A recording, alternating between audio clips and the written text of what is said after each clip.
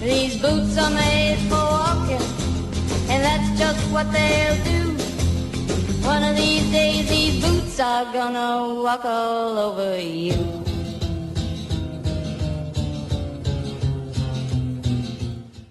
Bonjour, good morning and bonjour. This week's walk I'm actually going to climb up to Van Heer, which is on the Carmarthen Fans. Van Heer means long peak in Welsh, to find a vampire. I'm not talking about the Christopher Lee get up in the night scary monster vampire. I'm talking about an aircraft that crashed there in the 1950s. Hopefully my son will be coming along. He suggested that I need some eye candy in my video. Yes, he really did. So hopefully Mark and myself will be setting off on Saturday morning to climb up to Van Heer to find the wreckage of the vampire. The location of the wreckage is at grid reference SO826201 if you're interested in going to find it yourself. A few people have done videos on it, but I'm going to go up there, do my own video, and I might even explore some of the other peaks. There's 5 peaks on the ridge and 2 lakes at the bottom. There's Llyn Cwmlwch and... no, it's not Llyn Cwmlwch, that's at Pen y Fan. It's Llyn Fan Fawr and Llyn Fan Fach. So I'll catch you in a couple of days. Bye for now. This is the intended route. We're going to start at Tafarn Carreg and then cross the footbridge. Tafarn Carreg's also got a nice campsite attached to it. Cross the footbridge and then go up the ridge and head north, and when we get to Van Heer, head west to the site of VZ106, which is marked with a cross on the purple line. Oh, I'm on camera, mate? Yes, you are on camera, Mark. Mark is my eye candy, as I told you, that's why I brought him along. This is the gorgeous little campsite that's associated with Tafarn Carreg, which is just opposite the main road. And this is lovely, and we're now literally, that's another tower, we're now literally crossing on a footbridge. We're on the Beacons way, ready to climb up the Vans.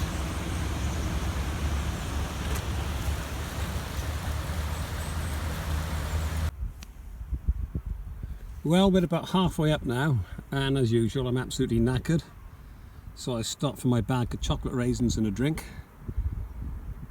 And we've had some, I don't know what you call them, mountain marathon guys going past us. They're doing a 60-kilometre race. 100, I'm sorry Mark, 100-kilometre race, that's 60 miles, up and down slopes like this.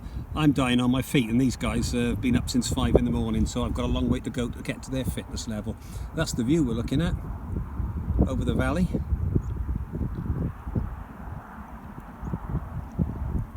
Spectacular Wales at its best. So now we've got to climb up the mountain. I don't think you'll get the scale of the slope from here, but we've got a long way to go. Where you can see the top of the ridge there, I'm not even sure that's the top, I think it goes on beyond that. So no doubt I'll have another few breaks before I get there. I've got lots of sheep looking at me too. Let's go. We're pretty near the top now, time for our second break. Got a spectacular view opposite, which I'll show you now, of Corndy and Pen y Fan are to the left of it. You can see them over in the distance there, the 2 peaks. Pen y Fan, of course, being the highest mountain in South Wales.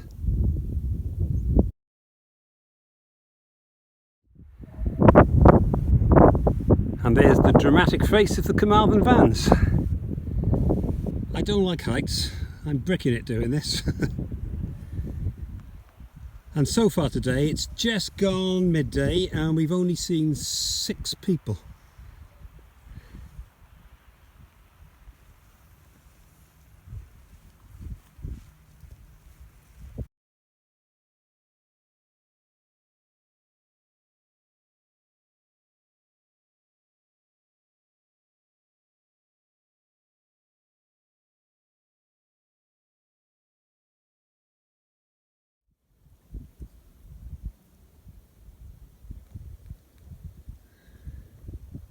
When this aircraft came down, the wreckage was spread all over the place and people have put it back roughly where the components actually belong.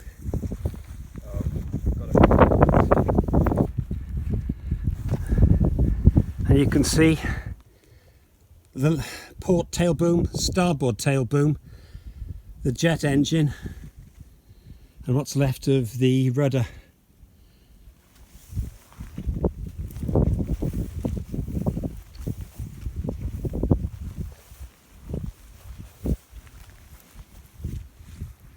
Now let me tell you a little bit about this actual crash. This was a de Havilland Vampire, and it took off from RAF Pembrey once again on one of those ill-fated training flights on the 9th of October 1953. And it crashed after coming down through cloud on the west slope of Van Heer, and we're at an altitude now of about 620 metres. And just for interest, Van Heer means Long Peak in Welsh. The pilot officer that died was just 21, and his name was JRB Baldock, and he was killed instantly in the crash. After the crash, there was a local man called a Mr. Flew Jones, and he was one of the rescuers. He'd been involved in several of these rescue attempts, and he was getting a little bit fed up of all the aircraft coming down on the Black Mountain. So he wrote to the Royal Air Force suggesting that aircrew carried whistles, because at a previous crash 14 years previously, the pilot had died of hypothermia and survived the crash. The Air Force acknowledged his letter, and they said they were sending it up to the relevant authorities. After that, aircrew were actually issued with whistles, so I'd like to think that Mr. Flew T. Jones did actually change Air Force policy and get the crew issued with whistles. There were 5 crashes in this area, and I think that's what inspired Mr. Jones to write the letter. I'll give you a little bit of history about the Vampire. It was the second jet fighter adopted by the Royal Air Force after the Gloucester Meteor, and the first single-engined jet aircraft to be adopted by the RAF. It had twin booms on the back, which you can see now in the film, and it broke several records, including being the first jet to cross the Atlantic. It must have had something like drop tanks on, because it normally had a range of 1,250 miles and a top speed of 550, so we were talking probably double the airspeed of a World War II bomber just a few years after. So the technological advances were absolutely immense, and it was sold to many air forces throughout the world, and it remained in operational service until 1979 with the Rhodesian Air Force. So that's one hell of a long service record, because it was originally designed, I think, in 1946. The British Vampire had a Goblin engine, but the Australian variant had a Rolls-Royce Nene engine, and there's a little bit of a story to the Nene. In their wisdom, the British government gave permission for 25 Rolls-Royce Nenes, which was a world-leading engine at its time, to be given to the Soviet Union, which I can imagine the Americans went apoplectic over that. The Russians, being the Russians, reverse engineered the Nene, made it a little bit bigger, a little bit more powerful, and stuck it in one of the world's most successful fighters, which is to become the MiG-15. So I say the Americans could not have been very happy about that. And that's pretty much it about the Vampire.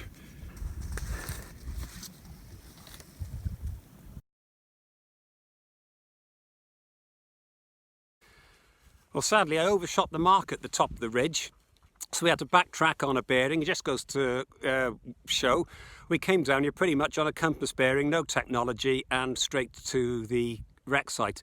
I'm not going back up that ridge if I can help it. I'm not sure if you can see it behind me. It's very steep, full of lots of loose boulders. It all makes a good bit of adrenaline. So we're going to walk now to the end of the ridge, which you can't see from here. We're down in a dip, which I think will hopefully be an easier and a bit of a safer walk back. So I'll catch you in a bit. I think time to have a drink and something to eat before we head down the mountain. Right, we're at the bottom of the mountain, near the road. Feet are killing me. That's the River Towie. There's a little footbridge up there, and we're going to pop into Tafon y Garreg for a pint of soft drinks. Well, we've just got down the mountain. We're in Tafon y Garreg having a drink. I'm having a soft drink, but Mark is cracked and he's having an alcoholic drink. Absolutely cracking walk. I'm done in. The temperature's really nice now. Must be about 20, and I'm probably looking like a tomato looking at the lens on this. A lot of bikes. I can recommend Tafon y Garreg. It's great. He obviously likes motorbikes. There's bike pictures on the wall and a little Yamaha in the courtyard. Anyway, we're signing off now, and if you like the video, please give me a big thumbs up and hit the subscribe button. Catch you next time. Bye bye.